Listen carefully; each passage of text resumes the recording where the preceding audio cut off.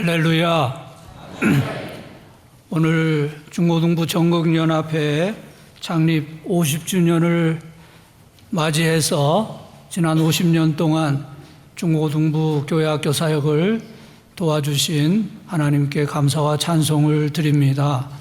또 그동안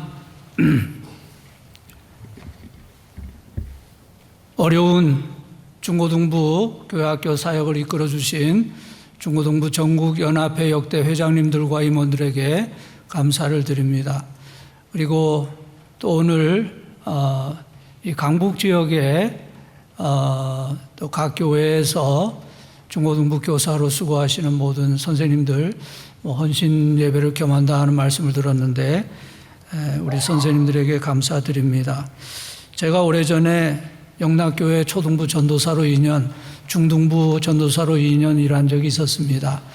20대의 젊은 교육자로서 선생님들과 함께 열심히 사역을 하고 정이 많이 들었습니다. 그 후에 교목을 좀 하다가 또 미국에서 이민 목회를 20년 하고 평촌교회 부름을 받아 돌아왔는데, 제가 돌아온 지 한 2, 3년 되어서 전에 영락교회에서 초등부에서 같이 일하던 선생님들이 한번 만나보고 싶다 해서 같이 식사를 한 적이 있었습니다. 한 25년 만에 그분들을 만나니까 너무나 반가웠습니다. 이런저런 얘기를 하다가 제가 선생님들 참 우리 젊을 때 그때 참 열심히 사역을 하셨는데 지금은 교회에서 무슨 사역을 하십니까? 했더니 그분들이 대부분 중고등부에서 교사로 일하신다고 그러더라고요. 그래서 25년이 지났는데도 아직 교육부를 못 떠나셨군요. 그랬더니 한 분이 말씀하기를 물려줄 사람이 없어서 아직 그냥 하고 있습니다. 그렇게 대답을 했고 모두가 공감을 했습니다. 중고등부 교회학교 사역이 그런 것입니다. 교회에서 중고등부 교사로 자원하는 사람이 거의 없을 만큼 어려운 사역입니다. 제가 섬기던 평촌교회 근방에 기독교 학교가 하나 있는데 어느 날 그 학교 교목 목사님이 저에게 전화를 하셔서 목사님, 학교에서 이제 학기말이 되어서 학기말 행사로 전교생이 같이 예배를 보고 또 그 다음에는 학생들 장기 자랑 발표회가 있습니다. 그래서 평촌교회 본당을 좀 빌려주세요. 그래서 그러십시오.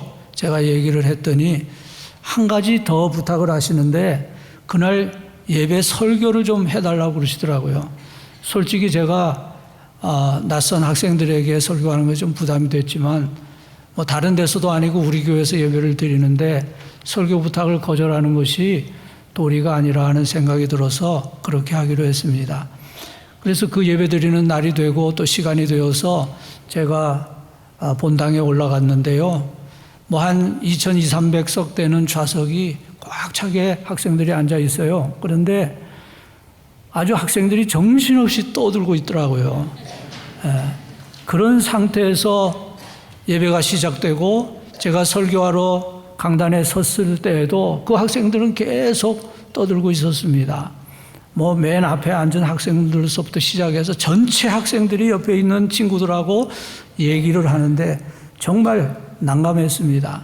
제가 교목을 할 때는 그럴 때는 뭐 학생 주임 선생님이나 누구라도 모두 조용해 이렇게 좀 조용히 시켜서 예배를 도와주었는데 그날은 그런 분이 한 분도 없었어요. 그래서 제가 할 수 있는 일은 어떡하든지 설교를 빨리 끝내고 내려가는 수밖에 없다 생각을 했는데 정말 그날 학생들은 무자비했습니다. 뭐 제가 서둘러서 설교를 끝내고 기도하고 내려갈 때까지 계속 떠들고 있었습니다. 그런 학생들이 너무나 야속하고 또 그런 학생들을 제재하지 않는 선생님들도 참 야속하다 하는 생각이 들었습니다. 그날 이후로 저는 중고등부를 담당하고 있는 교육자들을 존경하게 되었고 또 선생님들을 존경하게 되었습니다. 정말 교회에서 가장 어려운 사역을 담당하는 분들이 아닌가 생각합니다.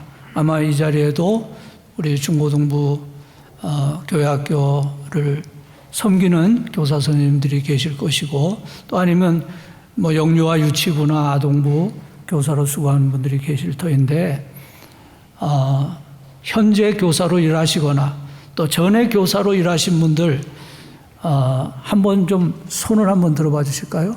예, 손을 들어 주세요. 예, 여러분 계시네요. 예, 이분들에게 우리가 박수 한번 해드리죠.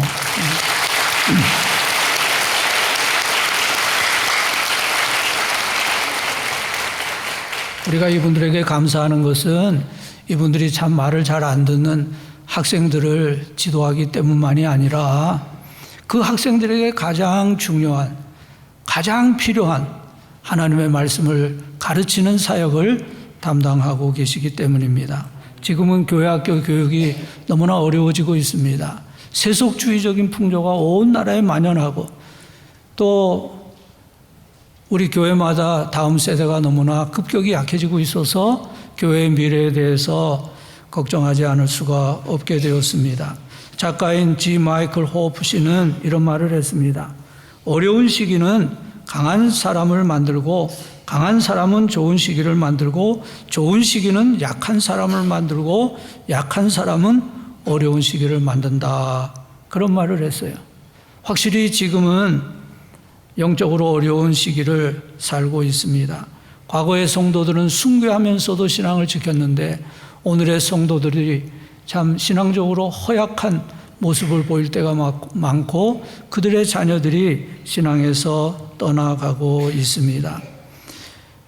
그러나 어려운 시기는 강한 사람을 만들고, 그 강한 사람들이 좋은 시기를 만들 수 있기 때문에 오늘 우리의 상황이 어려울수록 우리는 하나님 앞에서나 사람 앞에서 바른 신앙적인 가치관을 가지고 더 온전한 성도가 되기 위해서 힘써 기도할 때 영적으로 강해질 수 있고, 언젠가 하나님께서 우리에게 다시 좋은 시기를 허락해 주실 줄 믿습니다.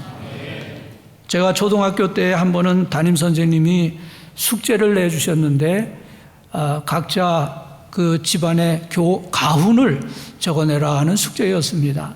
그래서 제가 아버님께 물었습니다. 아버지, 우리 집에 가훈이 뭔가요? 그랬더니 저희 아버님이 우리 집 가훈은 신망이다, 믿음, 소망, 사랑이다 말씀하셨습니다. 그때부터 고린도전서 13장 13절은 저에게 매우 중요한 구절이 되었고, 시간이 흐를수록 이 믿음, 소망, 사랑, 이 세 가지가 우리 인생의 모든 문제를 해결하는 만능 열쇠, 마스터 키와 같은 것이라는 생각을 늘 해오게 되었습니다. 여러분, 마스터 키는 모든 문을 열 수 있습니다. 만일 우리가 인생의 모든 문제를 해결할 수 있는 마스터 키를 가지게 된다면 우리 인생은 매우 힘 있는 인생이 되고 놀라운 인생이 될 것입니다. 문제의 열쇠를 찾는 사람은 역사의 흐름을 바꿀 수도 있습니다. 몇 년 전에 온 세계가 코로나로 고통을 겪고 또 많은 사람들이 죽어가고 있을 때 그 문제를 해결하는 열쇠는 백신을 만드는 것이었습니다. 결국 미국의 회사들이 제일 먼저 백신을 만들어서 전 세계에 보급함으로 코로나 사태가 극복되어질 수 있었습니다. 고린도전서 13장은 사도 바울이 고린도 교회에 보낸 편지인데, 고린도 교회는 참 문제가 많은 교회이었습니다.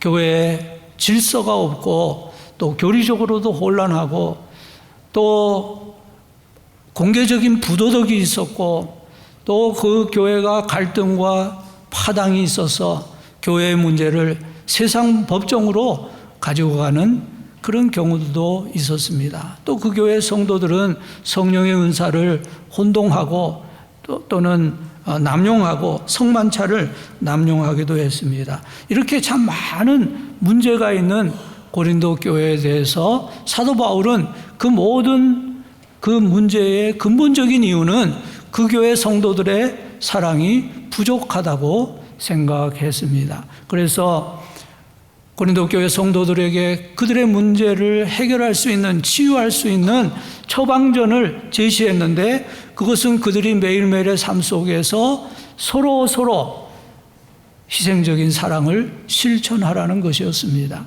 그것이 고린도전서 13장에서 사도 바울이 강조한 것입니다. 그러니까 사도 바울에게는 사랑이 인생의 모든 문제, 교회의 모든 문제를 해결할 수 있는 마스터 키와 같은 만능 열쇠와 같은 것이었습니다. 개인적으로도 가정적으로도 교회적으로도 사랑이 중요합니다. 그런데 사도 바울은 사랑과 함께 믿음과 소망을 같이 말씀합니다. 고린도전서 13장 13절 믿음, 소망, 사랑 이 세 가지는 항상 있을 것인데 그 중에 제일은 사랑이라고 했습니다.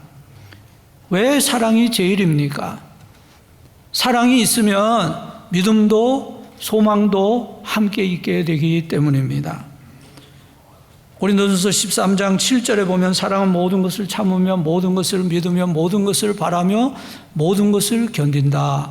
참 사랑이 있으면 모든 것을 믿어줄 수 있고 모든 것을 소망할 수 있다는 겁니다. 이렇게 믿음과 소망, 사랑이 서로 연결되어 있고 서로 통하기 때문에 오늘 우리의 삶에 정말 이 세 가지가 있게 되면 최고의 삶을 살아갈 수 있고 또 우리의 자녀들도 이 세 가지가 있을 때 최고의 삶을 살아갈 수 있습니다. 오늘 우리가 우리의 자녀들에게 이 세 가지를 꼭 심어 주어야 합니다. 먼저 믿음을 심어 주어야 합니다. 믿음으로 하나님의 자녀가 될 수 있습니다. 우리가 자녀들을 훌륭한 사회인으로 만들고 또 성공적인 직장인으로 만들 수 있다고 해도 우리가 가진 믿음을 자녀들에게 이어주지 못한다면 그들의 짧은 생애가 끝난 다음에는 그들은 영원한 구원을 잃어버리게 되고 영원한 저주로 들어가게 될 것입니다. 그러므로 우리가 부모로서 자녀에게 반드시 물려줘야 할 것은 예수 그리스도를 나의 구주로 믿는 믿음입니다. 예수 그리스도를 믿음으로 구원의 확신을 가지게 되는 것입니다.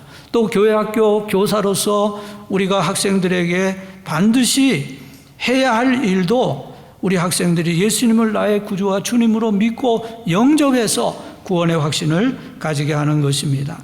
믿음은 어떤 진리에 대한 믿음이 아니라 구주이시고 하나님이신 예수님에 대한 믿음입니다. 관계적인 것입니다. 하나님과의 개인적인 관계, 하나님과의 친밀한 교제에서 믿음이 온전해집니다. 그러니까 믿음은 하나님에 대한 지식일 뿐 아니라 하나님을 아는 것입니다. 하나님을 믿을 뿐 아니라 하나님을 신뢰하는 것입니다. 하나님께 순종할 뿐만 아니라 하나님을 사랑하는 것입니다. 그런 믿음을 가진 사람은 역경을 만나도 하나님을 신뢰하면서 앞으로 나아갑니다. 주변에 사랑하는 사람들이 떠나가고 건강이 약해지고 경제적인 여유가 더 이상 남아있지 않을 경우에도 우리는 여전히 하나님께서 우리의 삶을 통제하심을 믿고 신앙으로 인내할 수 있습니다. 여러분, 우리의 자녀들도 앞으로 그들의 생애에서 크고 작은 어려움을 만나게 될 것입니다. 우리가 가르치는 학생들도 마찬가지입니다.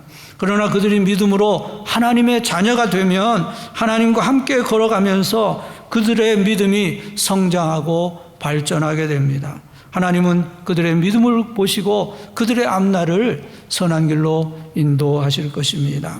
믿음이 없이는 하나님을 기쁘시게 못하나니 하나님께 나아간 자는 반드시 그가 계신 곳과 또한 그를 찾는 자들에게 상 주시는 이심을 믿어야 할 것이라고 말씀하십니다. 먼저는 우리 자신이 하나님 앞에 큰 믿음의 사람이 되어서 하나님을 기쁘시게 해드리고 또 우리의 자녀들이 믿음으로 살아 나아갈 때 하나님의 큰 상을 받을 수 있는 믿음의 사람들이 다 될 수 있기를 주님의 이름으로 축복합니다. 두 번째로 우리는 자녀들에게 소망을 심어줘야 합니다. 믿음이 하나님의 약속 상자를 여는 그런 열쇠라고 하면 소망은 그 약속을 향해 계속 달려나가게 하는 힘입니다. 소망은 매우 강력한 힘입니다. 제가 전에 교목을 할 때 교목실에서 늘 하는 일 중에 하나는 문제 학생들을 선도하는 일이었습니다. 왜 문제 학생이 되느냐 하면 그때는 대학에 가려면 예비고사를 합격해야 하는데 예비고사에 합격할 희망이 없는 이 아이들이 어울려 다니면서 패싸움도 하고 사고를 치면 이제 붙들려서 대개 2주간 정학을 받고 교목실에 보내집니다. 그래서 우리 교목실에서는 첫날은 뭐 그 학생들에게 기합도 주고 좀 정신을 차리게 한 다음에는 이제 하루하루 좀 풀어주면서 뭐 불가능은 없다, 적극적인 사고방식 이런 책들을 읽게 하고 느낀 것을 쓰게 하고 이제 그룹 토의를 시켰어요. 그리고 계속해서 제가 그 학생들에게 말했습니다. 너희가 그동안 공부를 안 했기 때문에 성적이 좋지 않지만 머리가 나쁜 것은 아니다. 지금부터 시작해도 늦지 않았다. 단번에 대학에 못 들어가면 재수하면 되고 재수도 안 되면 삼수하면 되지 않느냐. 너희가 아직 20살도 안 되었는데 앞으로 70년, 80년을 살 것 아니냐. 한번 독하게 마음 먹고 지금부터 한번 시작해 보아라. 너희는 할 수 있다. 계속해서 할 수 있다, 할 수 있다. 그들의 마음에 불을 심어주었더니 그 학생들의 눈빛이 달라지고 말이 달라지기 시작했어요. 그래서 2주간이 거의 끝나갈 때가 되면 정말 반성하는 마음을 가지고 또 이렇게 그 학생들이 말하기를 내가 참 전에 잘못한 것은 친구를 잘못 사귀어서 그렇다. 뭐 친구들 앞에서 그런 말도 하더라고요. 그리고 어떤 학생은 반에 돌아간 다음에도 편지를 보내서 감사합니다. 뭐 열심히 공부하겠습니다. 그런 소식을 전하는 학생들도 있었습니다. 그때 저는 소망이 중요하다는 것을 알게 되었습니다. 여러분, 우리는 다 소망을 가지고 있지요. 그 소망은 하나님께서 나의 미래를 준비하신다는 소망이고 우리 생애의 끝에는 예수님을 직접 얼굴로 대면할 수 있다고 하는 소망입니다. 그 소망은 죽음을 넘어서서 영생에 이르는 소망이기 때문에 오늘 우리의 삶에 좀 어려움이 있고 고난이 있어도 그 소망으로 넉넉히 이겨나갈 수 있습니다. 이제는 우리의 자녀들에게 또는 우리가 가르치는 학생들에게 소망을 심어줄 때입니다. 너는 하나님의 사람이다. 하나님이 너의 길을 인도하실 것이다. 하나님이 너를 도와주실 것이다. 하나님이 너를 사용하실 것이다. 우리가 그들에게 소망을 심어주면 그들이 그 소망을 가지고 역경 속에서도 포기하지 않고 계속해서 믿음의 길을 달려나가 승리하게 될 것입니다. 세 번째로 우리는 사랑을 심어주어야 합니다. 사랑의 최고봉은 무조건적인 사랑입니다. 하나님은 우리를 사랑하셔서 외아들을 보내주셨고 예수님을 우리 위해서 죽어주실 정도로 우리를 사랑해 주셨는데 그 사랑은 정말 무조건적인 사랑이고 무조건적인 용서이었습니다. 우리가 다 그런 사랑을 받았기 때문에 우리는 어떤 환경에서도 믿음으로 살 수 있고 소망으로 살 수 있고 사랑으로 살 수 있습니다. 요한복음 13장에 보면 예수님이 마지막 날 제자들의 발을 씻어주십니다. 그 시간은 예수님에게 가장 힘든 시간이었습니다. 이제 그 모임이 끝나면 겟세마네 동산으로 가셔서 체포되셔서 십자가의 고난을 겪으실 것입니다. 그런데 그 가장 힘든 시간에 예수님은 제자들의 그 냄새나는 발 24개의 발을 다 씻어주시고 말씀하셨습니다. 내가 너희의 주님이고 내가 너희의 선생인데 너희의 발을 씻겨주었으니 이제는 너희가 서로의 발을 씻어주어라 하고 말씀하십니다. 그리고 요한복음 13장을 계속 읽어보면 34절 35절에 보면 예수님이 말씀하십니다. 새 계명을 너희에게 주노니 서로 사랑하라. 내가 너희를 사랑한 것처럼 너희도 서로 사랑하라. 너희가 서로를 사랑하면 이로써 모든 사람이 너희가 내 제자인 줄 알 것이라고 하셨습니다. 예수님은 우리에게 서로 사랑하라고 말씀하십니다. 사랑은 하는 것입니다. 사랑은 이론이 아니라 행동입니다. 우리는 사랑을 받을 때 사랑이 무엇인지를 알고 사랑을 실천할 때 사랑을 배워나가게 됩니다. 오늘 헌신 예배를 드리는 교사 선생님들, 여러분은 여러분이 맡은 학생들을 진정으로 사랑할 수 있겠습니까? 그들을 우리의 영적인 자녀로 생각하며 주님의 마음으로 사랑할 수 있겠습니까? 그들을 사랑한다는 것은 그들을 믿어주는 것입니다. 믿어주기 때문에 끝까지 소망을 가질 수 있습니다. 여러분, 부모님은 자녀를 사랑하기 때문에 자녀에 대해서 끝까지 소망을 가져요. 아무리 참 소망할 것이 없어 보이는 그런 상황 속에서도 포기하지 않고 자녀를 계속 소망하는 것은 그 자녀를 사랑하기 때문입니다. 그러니까 사랑은 너그러운 것입니다. 자녀에 대해서 또는 제자에 대해서 너그럽습니다. 혹 실수를 해도 그래도 이해해주고 용납해주고 용서해줍니다. 그런 사람은 이런 말을 많이 해요. 괜찮아. 괜찮아 하는 말을 많이 해요. 천천히 하면 돼. 이 다음에 하면 돼. 다시 하면 돼. 그렇게 얘기해주는 그런 사람입니까? 여러분은 다른 사람이 실수하고 잘못할 때 그저 모른 척하고 넘어가지고 너무나 힘들어하면 괜찮아, 큰 문제 아니야, 힘내요, 그렇게 말해주는 사람입니까? 아니면 그 사람의 잘못을 지적하고 잔소리하는 사람입니까? 여러분, 저를 한번 따라 하실까요? 괜찮아, 괜찮아, 큰 문제 아니야, 다시 하면 돼, 괜찮아요, 힘내요. 사랑으로 사는 삶은 천국 생활입니다. 우리가 사랑으로 살 때 우리의 삶이 더 온전해지고 행복해지게 됩니다. 주님을 모시고 사는 사람만이 참 사랑의 삶을 살 수 있습니다. 예수님은 참 사랑의 삶을 사셨습니다. 그래서 오늘 본문 고린도전서 13장 4절에서 7절에 보면 사랑에 대해서 말씀하는데, 여기 사랑이라는 말을 그리스도는 이렇게 바꾸면 아주 적절한 말씀이 됩니다. 여러분 한번 그렇게 한번 읽어보실까요? 13장 4절.